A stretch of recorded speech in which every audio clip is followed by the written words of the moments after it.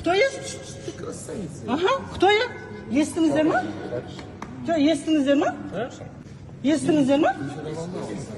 Қашып жатсыз, мен сізге милиция шақырып отырмын. Сен оттаттысың ғой бір. Мен не оттадым сізге? Сен, мына біреулер әншілер, мәншілер деп сен оттадың ғой. Қойыңыз, бәле жаппаңыз.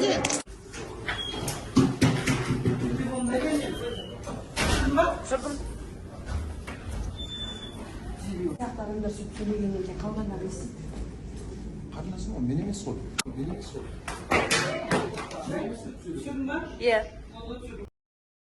Соңғы кездердегі осы елімізде болып жатқан ауыр бір қиын жағдайларға байланысты туралы менің ойым, мысалы қаншама елдің үйін су алып, қаншама шаңырақ үйсіз қалып жатыр, қаншама отбасы. Одан да басқа көптеген қиын жағдайлар болып жатыр қазір елде. Соның барлығы сол, мен ойлаймын, ол бір-біріміздің көңілімізді қалдыру, адамдар бір-бірінің көңілін қалдыру, ренжіту, пейілдің тарылып, пиғылдың жаман болуы, соның барлығы менің ойымша осындай үлкен, менің ойымша емес, мен солай естіген, осындай табиғи апаттарға әкеледі.